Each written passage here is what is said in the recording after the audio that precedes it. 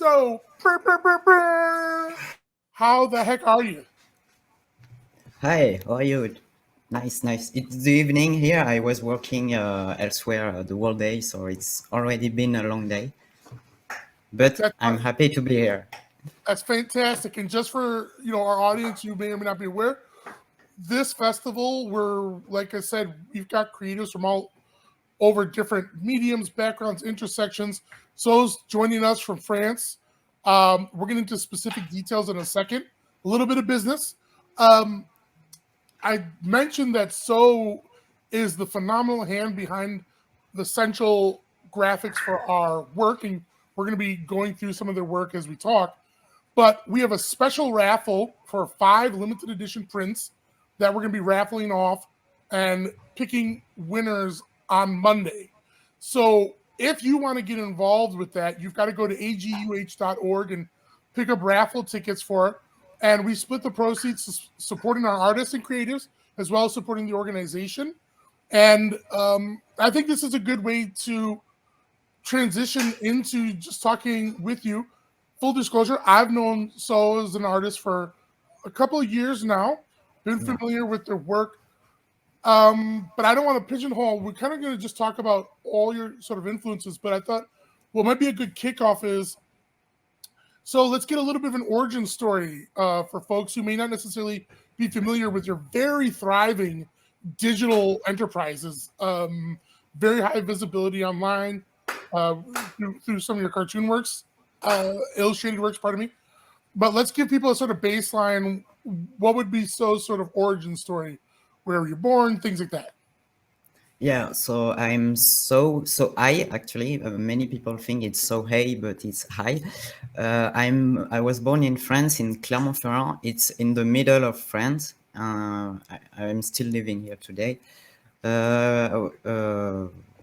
What can I say? I started drawing as a kid, and I just never stopped. Actually, I uh, I was refused in art school after high school, and I've always wanted to draw, to continue drawing. So I just continued on my own, and that leads to where I am today.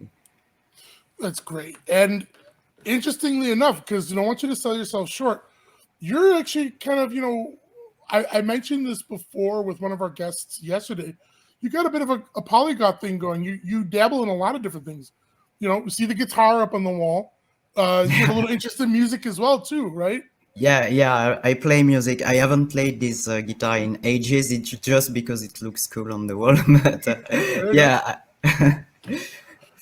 So I think one of the things would be important to talk about. We're going to talk about influences and creative spirit, but I thought maybe we would talk contemporary, your contemporary work, and then sort of talk about the influences around it. yeah. So as a kid, I was a lot into comics, but mostly French comics. So that would be Asterix, Tintin. I don't know how you say it in English.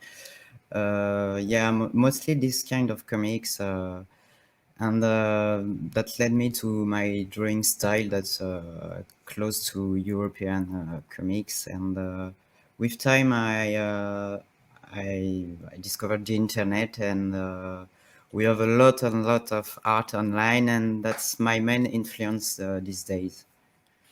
And let's talk about that particularly for a moment, is especially the illustrations around the way you express mental health, because again, for you have built a very cool following. I think you might be modest about it, but I think it's been very special to watch people really connect with your work. Um, could you talk a little bit about how you came to do, even as people look at our screen right now, you can see the little sort of ghoulies on each side of the nameplate. But could you talk a little bit about the influences in your illustrations that are very visible in like the Instagram accounts, for instance? Yeah, so I have always been drawing comics, even at school, because that was a way to express myself. It's easier for me to hide behind characters, so that was to make my friend laugh at first, and I continued after high school and shared it online. That was mostly funny comics, and time passed, and life was a bit less funny for me, so that led me to darker comics. It was not really easy to start sharing these ones. I started anonymously online and in English. That's why now I reach people everywhere. And with time, I came back to sharing them in French as well, because I started talking about my mental problem to people who know me for real. So now I share them under my name in French and in English. So yeah, uh, English was a way for me to hide this mental health comics from my family. They don't really speak English, so sharing English drawing was a way to hide this. And now they can see it, and that's a bit scary. And I think we're going to go into that.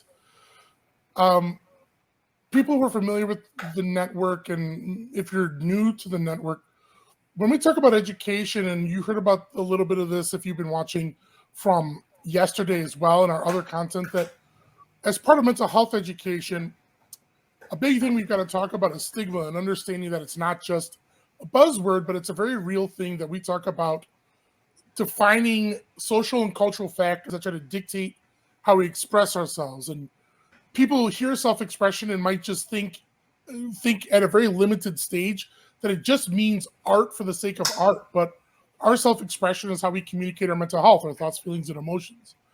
And that's very important to underscore, that you felt safe, you felt compelled to express what you're experiencing, but you still needed to find a safe outlet for it. And the language was a way, the language adjustment, English, was a way to get around a certain cultural stigma factor to make that expression connection. And that's not an abstract concept.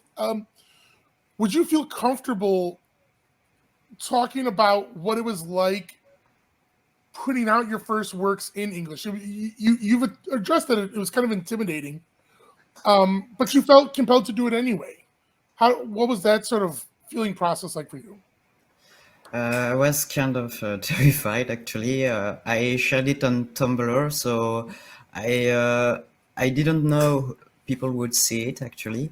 And then I posted an article with several of them on a website called Board Panda. I think many discovered me because of this article. So that led to plenty of people talking to me about this, and I discovered that my drawing were useful actually. When I started sharing them, I thought I was just someone complaining about my shitty life, and actually that was not. I was not the only one, so. It's helpful both for me and for people actually to draw this. And that's something that's really important to appreciate, is that sometimes there's the act of doing art, and it's almost like carrying a burden, that people find a value at it, but it's still taking a lot out of you. Do you feel that as you've been producing and more people have been responding, would you say it's helped you navigate your own mental health, or how would you place that? Yeah, that definitely helped me. Yeah, uh, I talked with plenty of people from everywhere, and that led me to thinking about what could be wrong with me, about how I could talk about my problems to my doctor to find some words. Yeah, it's been very, very helpful to talk with people online. And it's been powerful. And as I had mentioned at the start of this, that I think I actually first became aware of you on Board Panda as well. I think I even like reached out to you and DM and said this is amazing. And you know, it's been, so you look at the comment sections in any of your posts, and it's a beautiful thing the way people are able to all over the world. They don't know you. They don't live in France, and yet they might be able to connect with the visuals that you create to express things about like depressive feelings and anxiety and and it's just amazing how even if you never had any words on it, people are still looking at the images you're creating and being like, oh, that's exactly me too. You really did an amazing job of helping people feel like they're not alone, even if that wasn't necessarily your intention. Art has this connection. I want to ask on the creative side, the development side, did you a lot of the visuals you've built sort of a little bit of a familiar cast of characters in a way? Was it kind of concrete? You already had that in mind, or was there sort of a trial and error before you found you found the sort of characterizations that you've been comfortable with recently? Yeah, so I actually draw myself. I started by drawing another character, so that was a way to put my problems on another character and say it's not me, it's a character. But now I draw myself, so that was also a huge step forward. And the other characters are two imaginary friends, but they represent my friends, real and virtual. And I think that in and of itself, that's a tremendous vision of progress too. Being able to transfer and project it from one thing and bring it into your more personal space. And inside of the art that you've got produced, we want to, I think Network's going to bring up some images of your work. One of the things you mentioned earlier is that sometimes it can be darker and sometimes it can be lighter, but these are not, these are pretty hardcore things, things that these kind of images can stay with people for a very long time. Print them out. We want them to buy your prints, but like somebody might see something and they might screenshot it and they'll keep it with them because it hits them so powerfully, right? Yeah. These, and when I talk about I don't want to misrepresent the work. So the ghoulie, I've always called them ghouls, like the dark cloud ghouls. That's a big synonymous part of the work you're doing. But these are really sophisticated communications. May I ask, are these very much like real situational, or the kind of things you think about trying to communicate what you feel internally? Do you know what I mean with that? Like, is it you have this, maybe something happens and you're like, oh, I'm going to write about that? Or is it kind of you're thinking about things and what you create expresses something you were thinking about how you experience mental health? You know what I mean?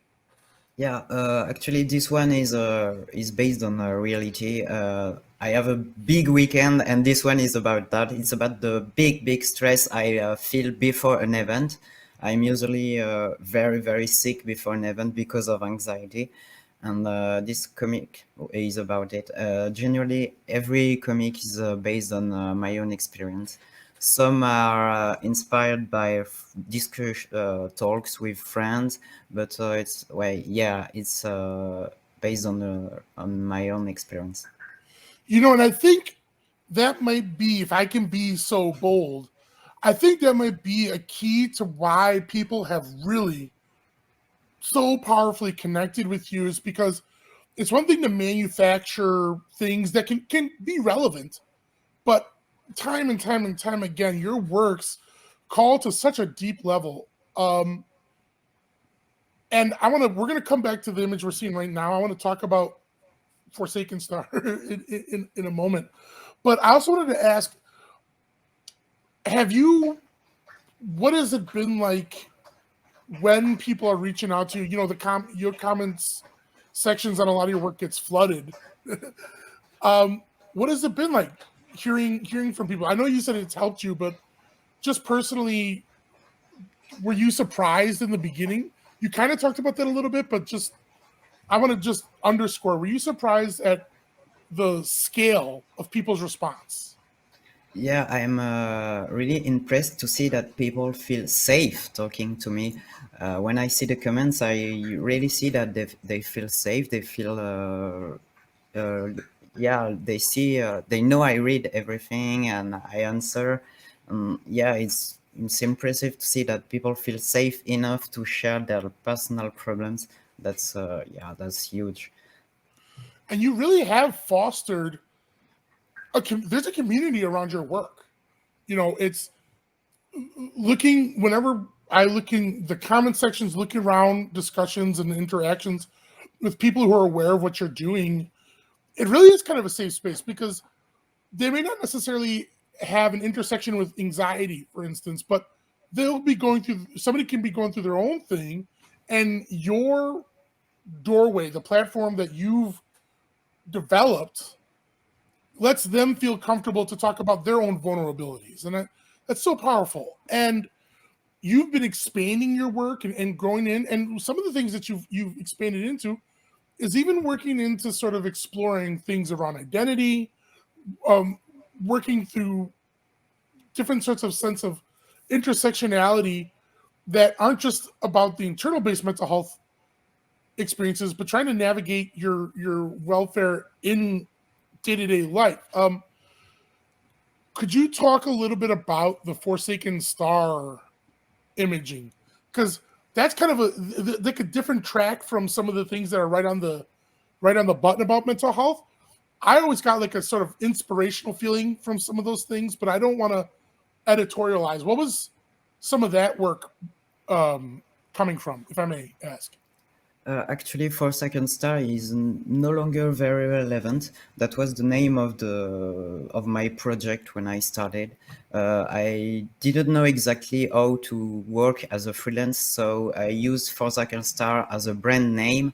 And with time, I evolved and saw that my name was more used everywhere. So I kept my name, and For Second Star is just my website name now, and it will probably switch to Sow Ay soon. And that, see, so that's a perfect thing of, and that's why I wanted to establish that, is that you're constantly showing evolutions. And I think that's so cool as a to watch you as a creative, um, to see that.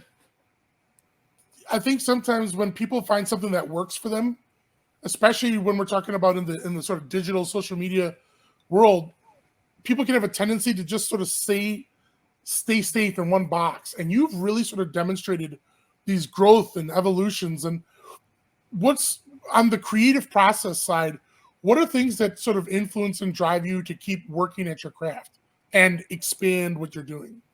Yeah, actually, when I started, I wanted to look like every professional, many professional artists look very professional. I didn't want to look vulnerable, to look yeah, to I tried to hide myself and be behind another identity. For Second Star was that actually I wanted to look like a professional pro graphic studio with yeah, that was the opposite of what I'm doing now. So yeah, that was a big evolution. That actually I think it changed when I accepted that I was dealing with yeah, that I was a big sensitive person, and yeah, when I started sharing the, my mental drawings, that well, yeah, everything changed. I accepted to show who I really was. And may I ask, you talked about before when you were bringing these things out, your family didn't know. Um, is that, it sounds like from what you're saying that people in your immediate physical environment are very much aware of what you're doing now and what you're communicating. Is that accurate, or are there still people who have no clue that you're up to these things in your like physical space? I think they are aware of that now. We don't really talk about it live. We mostly talk about everything but that. But I think they follow my Instagram, so they probably see it. Well, that's and that can be for some folks. They may never get that experience, and for others, it may happen. But it clearly hasn't slowed you down. And I noticed some of your more recent works. You had a print shop network. If you move forward, I thought we were actually looking at an image of some of your more recent print work. Am I mistaken, or was there something? No, not that. Did you get some of your work put up in a live space? Prince, you know what I'm talking about? Is Yeah, I have some prints of with the character that on the art gives us hope. Yeah, I made some prints. These characters are on a little series that I started about a year ago. I started them for a graphic challenge actually. Sorry, my dog is making. that's all right. I started doing them for doing challenge, and I really like them. They are really simple, so now I like doing them regularly. And yeah, I made some prints of the drawings I made this last month. I don't remember on which post we can see them exactly, but yeah, I have a few prints. It's And let me see network. I think we were. It's um, and I just bring that up because this is another example of those the works show a whole other direction and facet of your experience. Network. If you scroll down on the grid,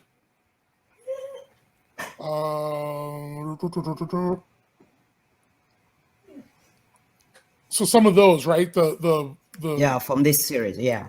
Yeah. If you click on that network, yeah. So these again further evolutions, and it's just such a great and exciting thing to see wherever your sort of inspirations are taking you.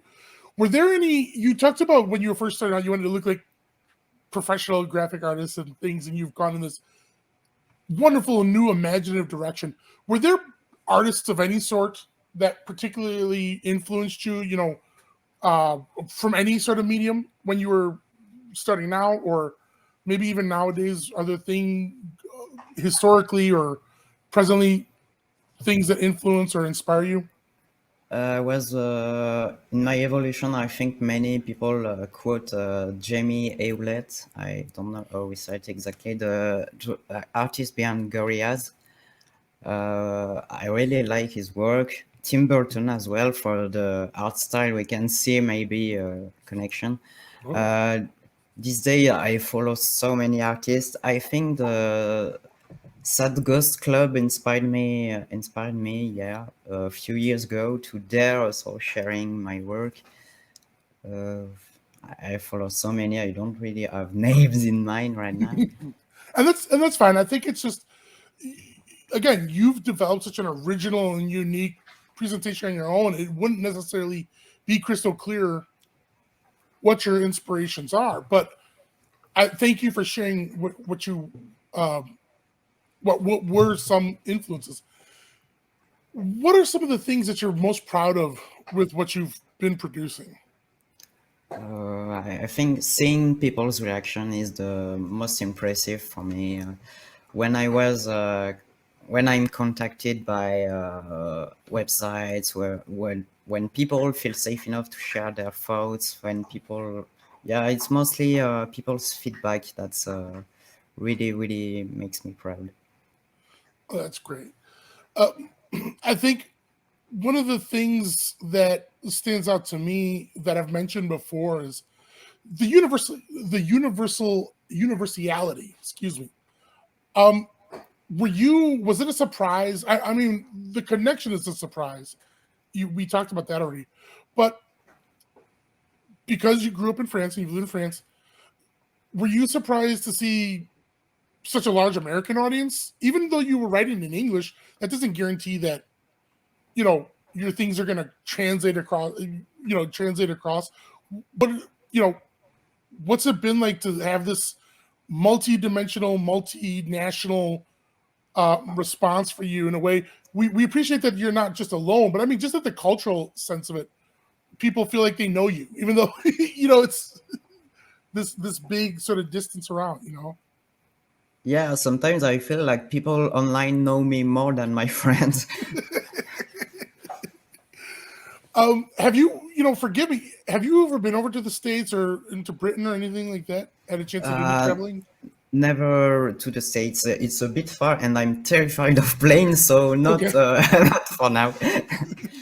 And traveling may not necessarily be the most appropriate thing right now anyway, but I just wonder because I think when one of the things about your work that also stands out is that it really feels like somebody can embrace it and own it, and it doesn't have to fit into the compartment of it's illustrated work or it's for young people or old people. um, you don't have to have a clinical diagnosis.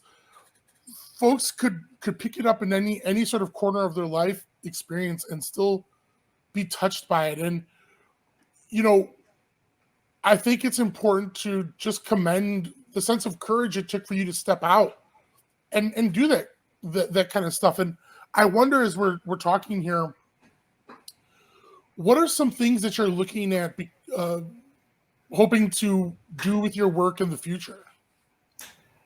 Actually, in these days, I'm questioning a lot my work because I feel like I'm repeating myself with my recent comics. The last one about the anxiety before an event is a bit different, I think, because it's a bit longer and it's more focused on one topic, and I think I want to try to do more longer comics like this one. Well, see, that's exciting. That's great. Yeah. And again, I think that continues to underscore a big part of our work in mental health for the network is that mental health discussions are not a one and done. For instance, it's not one big flashy commercial or billboard or power phrase. It's something where we have to normalize and build an ongoing interaction. And I draw that back to your work. I think that what you're saying here is phenomenal in that, you know, sometimes you can only talk about one thing so many ways, but maybe there's an opportunity to go deeper or expand on a topic beyond just the sort of the initial cartoon, the initial presentation of it. And I think that's excellent that you feel organically drawn to want to do an even more deeper exploration of things. I think that's important, and I feel like could only benefit by following you on that journey.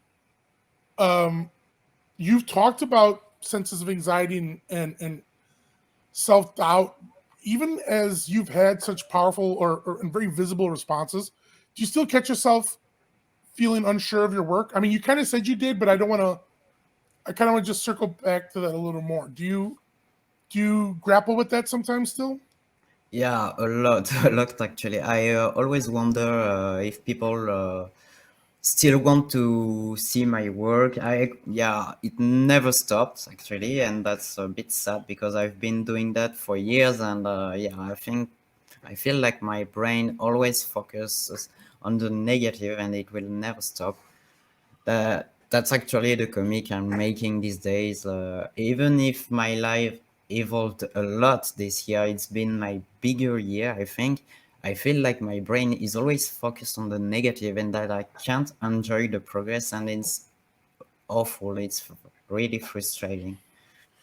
And you let me know if you feel comfortable with this, but is that something where you feel that it's there and you kind of just accept that it's there, or is that kind of something that you're interested in or trying to work to push back against those thoughts? I want to try to work about it and to draw about it because I know that drawing about it and sharing these thoughts can help me. Yeah, my drawings are a way to put the mess in my brain on paper and helps a bit. So I hope drawing about it will help. I will try at least. And it's good. And these are all different sorts of processes that there's no magic wand and there's no sort of easy answer to them. But I only ask out loud because I think there's folks in our audience who, again, it goes back to the connectivity they find in your work. Hearing that someone who is, accomplishing things can still, you don't have it all figured out, I guess is the kind of the thing that is important to understand. I think if we get it into our minds that we're supposed to have reached a point where our mental health challenges are supposed to be all neatly organized and we're totally 1,000% in management, that can be dangerous. That can be harmful to ourselves.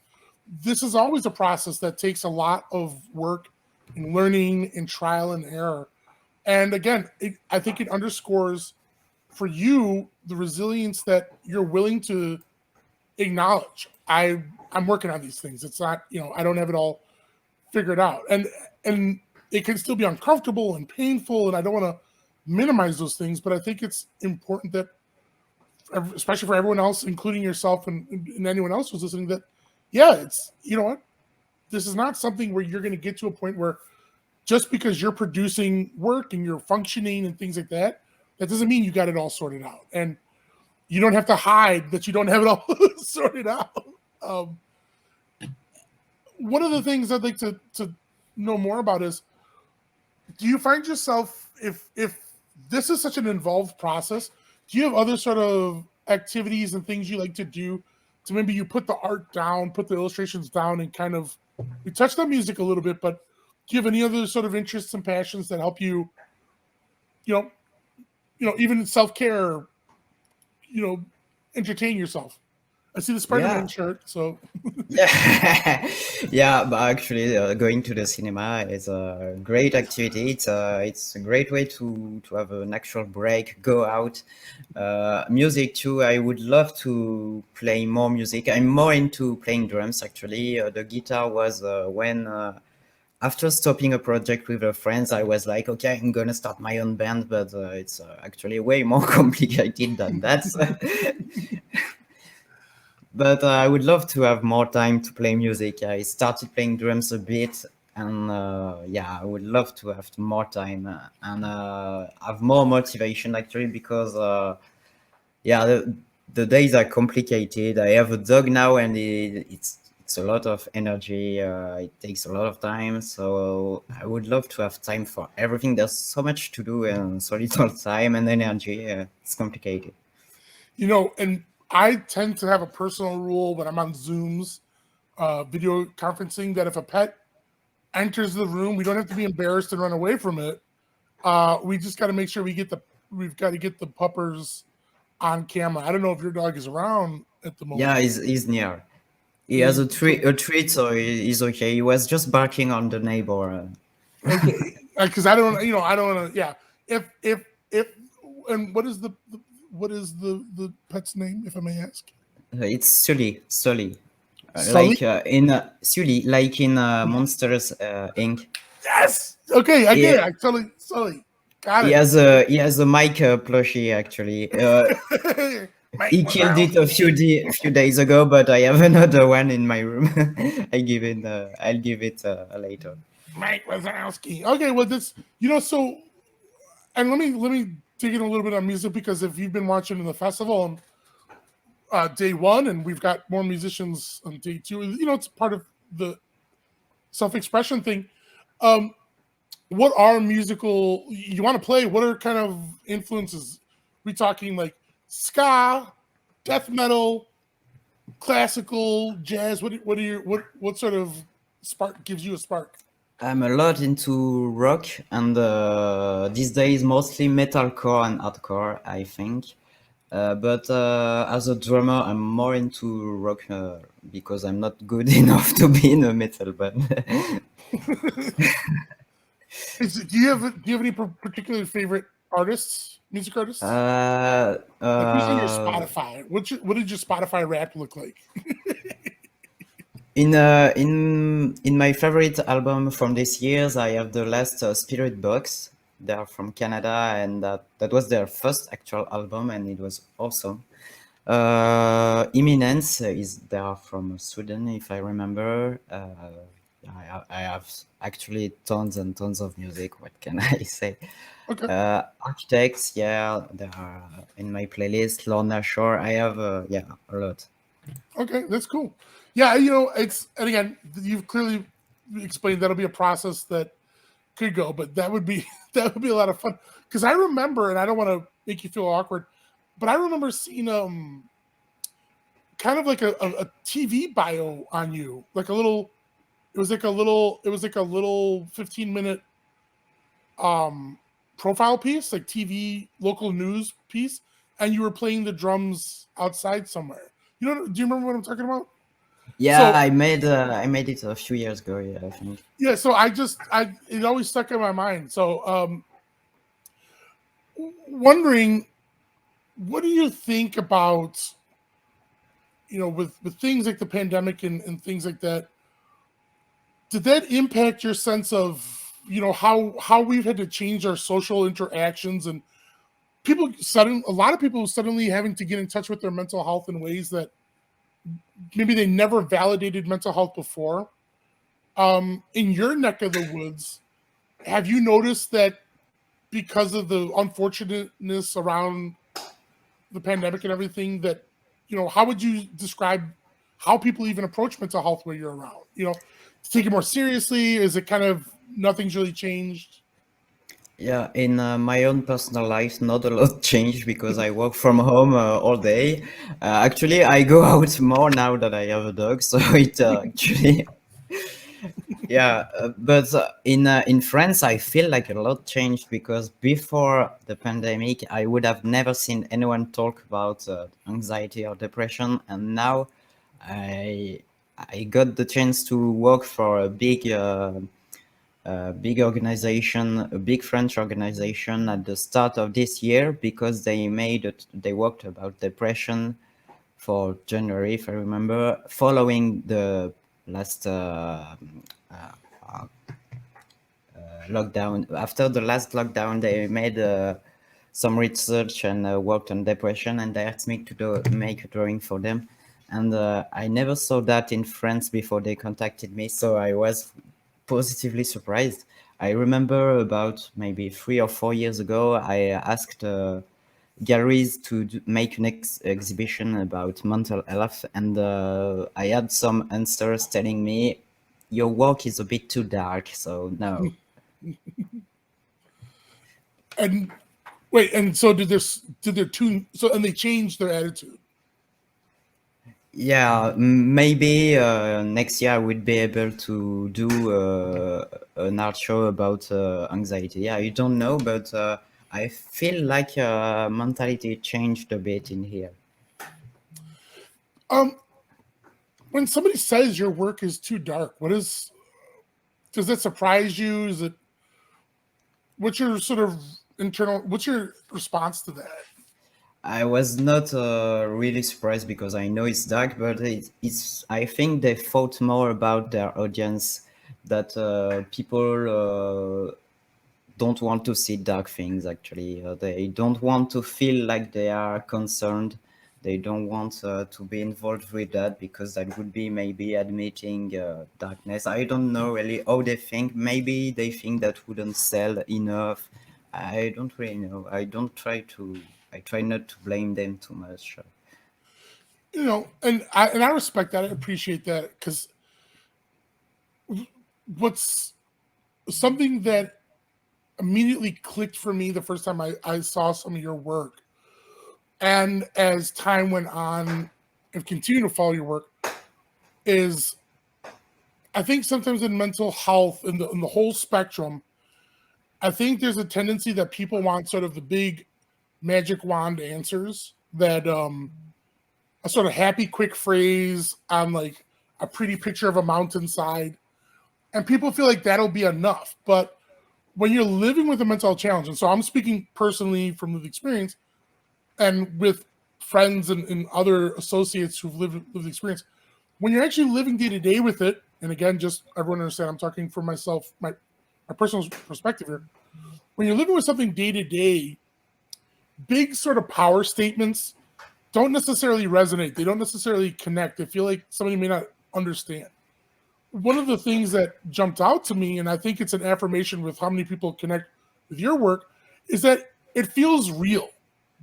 And that realness might be described as being hardcore, or that realness might, when people talk about dark, I think it's people who maybe necessarily aren't readily able to appreciate the day-to-day experience of living with a mental health challenge. And so, yeah, it does feel a little dark because you want a nice hallmark statement. And that's not what it is, right? So, for someone who's living with it, when they see your work, it immediately speaks truth and it's like a light coming on. So, when I look at your work, to me, there's nothing dark about it. It's actually illuminating. It's putting light on a darkness. But I think it's you see what I'm saying? Like I think it's also revealing when someone thinks what you're making is dark. Did you ever feel when you've made something, do you step back and be like, oh, that's dark? Or did that description did that never come to you until somebody else said it? You know Yeah, what I'm saying? I have some drawings that I actually never shared, and I don't think I will. I don't have one in mind, but I remember thinking this, like, no, I can't share this. This is way too much. Yeah, I Okay. have some like that reminds me of a friend some time ago that came to me and talked about how his my drawings reminded him about his own experience with mental health, and he told me that before he couldn't really see, couldn't relate to the drawings, and that didn't affect him particularly. He found them nice. I don't know if that's the word, but yeah, he told me that after some time he saw them again and that it completely changed. And I was really moved when he told me that because yeah, I was happy to be there in a way to help him feel less alone, just with a few drawings on Instagram. And that is perfect example. Thank you for sharing that because going back to what we talked about with the network and communicating about mental health, it's not just some big pretty commercial or billboard. We've got to get into a deeper sense and normalize these things. People can be living with their own stigmas about mental health that they've picked up from wherever. But what that does is it makes them resistant to connecting, to communicating. You've shared about what kept you silent or made you feel like you couldn't share. But that can be the same thing for others. All sorts of different walls or obstacles that keeps them silent, right? That keeps them hiding and concealing. And we call that like concealment culture. And the beauty of your work, and this is a running theme from our other guests that we've had in day one, and moving forward into day two now, is that you have created something that takes on a life of its own because you publish it today and some people like it today and that's wonderful. But 2 days from now, a month from now, a year from now, someone else could come and engage it and it could impact them. And you've kept going, you've kept moving forward and doing other things. But here, this thing you made a year ago, 2 years ago, a few months ago, suddenly can help transform or impact somebody's life today. And it's like this like rippling effect from your creations. And that's magic to that. And I personally think there's something beautiful about that you put. I think that's an important outcome of you choosing to share your work with us, is that you've created this magical rippling. Because you don't know, maybe you've created something already that still has yet to impact somebody else's life. Like it's like a Yeah, bird. Yeah.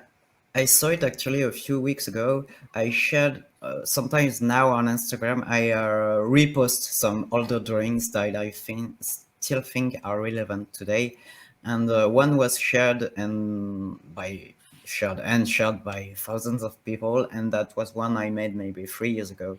So yeah, I can see that my older I still relevant today. So I try to repost sometimes, and actually this year I think my reposts has been more liked than my new ones. So I try not to be too upset about it. But yeah, but it's really cool to see that my old, not really too old, but it's still relevant today. And And I can see also that on the last one I made about anticipatory panic, that a lot of people actually shared the publication. Maybe not one, yeah, maybe 15% of the likes are also saved. So that's huge. yeah, and so to that point, that's you know, I think that's relevant to the fact that we're all on different journeys, right? Where you've come and where you're going is its own track, but I think people get it into their minds with mental health that we're all sort of this like linear like monolith, but we're really like this vast spectrum, and some people are just starting to have conversations for themselves. If you think about who you are today and look back at who you were 4 and 5 years ago, you might be like, oh, I don't want to go back. Or Yeah. but think about that. There's people who are just taking their first step forward into a conversation that you began. And so that's the beauty of it. Is it's I don't want to prescribe on your work, but in a way, quite frankly, what you consider old isn't old. It's immortal because when somebody sees it for the first time, it's new, it's fresh, and it pops to them in the same way that maybe it sparked for you and people who are following you in real time. So you're constantly creating these ripples that are timeless. Like and that's a beautiful part of art. And you know, I don't blame you and don't as the creative hand, you're going to keep moving forward like a ship in the sea. But I don't want you to rob yourself of the magic and value that you've created with the body of work that is behind you already. It's it it it's it continues to have as much energy for somebody else out there, and I think that's important to embrace. Like, you've really been doing some amazing things, and one of the reasons we wanted to invite you on here is to, like I said, the festival is a celebration of self-expression, and I think it's important to celebrate the type of work that you've been doing because it has connected with people. I can be as bold enough to say that I think it's changed some people's lives. And it's not that you need to feel that or walk around with a big head about it, but I hope we can at least impart to you that, it's appreciated. And your creative engines are going to be what they're going to be. You're going to follow your own tune, but it's appreciated. You're doing special things, and I think you deserve your flowers in real time. You know what I'm saying? Thank you. Um, and as we're winding down here, I would ask, we touched on this a little bit, but I just want to sort of put a double underline. What are your what gives you hope in for the forward horizon, if any? I'm not saying you have to be hopeful, but what gives you hope? I'd say music is huge. Actually, I have a few concert live show planned for next year, so that's actual reasons to stay alive until at least that date. Yeah, people, my friends online are an amazing support, and having them in every day in my messages is huge. I am happy to open my messages all day and to have stupid memes of or anything. I can't imagine my life without the internet now, because it's helped me a lot to share my stuff, but also to make new friends, to be able to talk with people who deal with the same as me. Yeah, without the internet, I don't know what I would be today. Honestly, maybe even still lost. I don't know, but yeah, I would. I think people online give me a lot of hope. It's beautiful, and I want to consign under that because I find it consistently frustrating when people are dismissive that just because a relationship isn't founded on physical one-to-one in the same space doesn't mean it isn't valid. Doesn't mean that it doesn't have value. A digital friendship is a friendship. If you've been able to build a connection with someone just because it's through a cam or through typing and texting in a chat room or any sort of other space, I think there's, and maybe it's an age thing, but I think there's people who are too quick to dismiss that you can build valuable connections. And especially if you've been living with things like anxiety, or you don't necessarily have the privilege to go out into the physical world that often, what can happen through a modem connection can be as fulfilling and nourishing as others might find with a friend they go out to the pub every other day, right? And I'm glad that you're able to share that, because there are a lot of folks, especially, if you're younger, and the internet has been a part of your life a lot longer than your parents and grandparents have been, then yeah, you probably have built a number of relationships this way that seem alien to older people.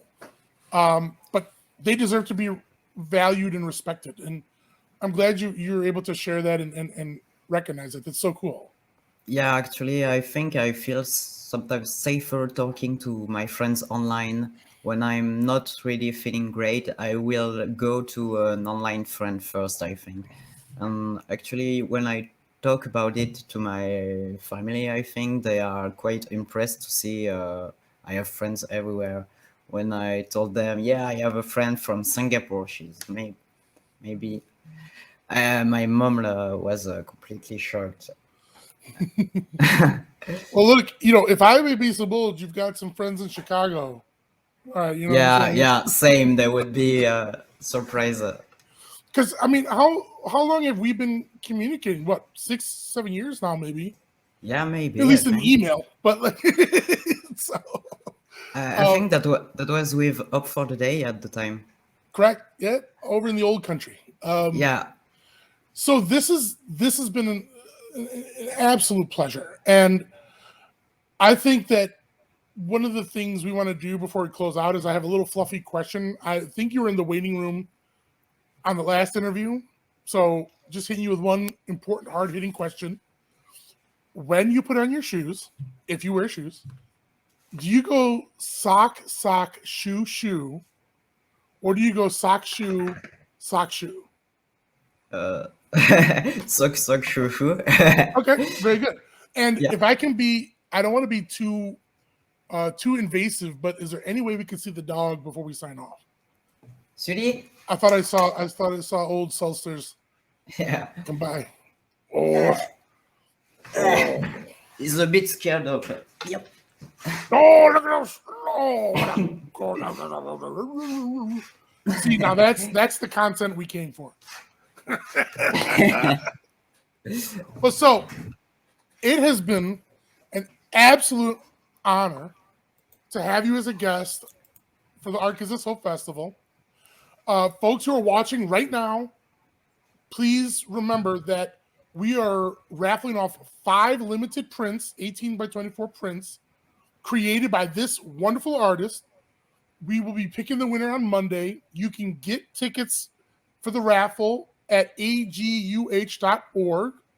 We are splitting the proceeds to support the creatives and the organization, so you can't miss. You're supporting a great artist, you're supporting a great nonprofit cause. So I want to thank you so much. And before we totally sign off, do you maybe have any closing insights or words you'd like to share with us? These days, I'm mostly working on Christmas markets locally. I'm trying to make a new drawing about how hard it is to live in your 20s, because everyone tell you it's the best years, your best years, you're gonna have the time of your life, you need to figure everything out. And actually, my 20s are not this. uh, yeah, that's what I'm doing about these days. So yeah, I'm reading the comment at the same time, and that's yeah. People are so cool. I, th- Being there also is a lot for me because before I've always refused to appear on streaming and podcasts, and being there is also a huge step forward because in over 10 years online I've never showed my face, so this is big for me. And yeah, this marks a huge step forward, and I'm happy to end this year this way. That's really nice. That's beautiful. And your courage, your creativity, your energy that you put out into the universe. Um, I hope that you continue to work to find your own fulfillment, and we're along for the journey with the wonderful things you put out. And anyway, we can be supportive as a network and as a people's. You got friends, and we don't mean that superficially. You are so so so amazing, and I didn't mean it as a pun. That was not a pun. But thank you so much for making time for us. It's been our honor, and I hope you have Thank a you. wonderful Thanks. evening. Thanks. I hope to meet you if I come someday in the US. Well, we make it work, and there might be a higher likeliness I'm heading overseas before that. But in any case, this counts too. So heart to heart, I really appreciate you. So thank you. Thank you. Thank you. Thanks a lot. Take care. Thanks.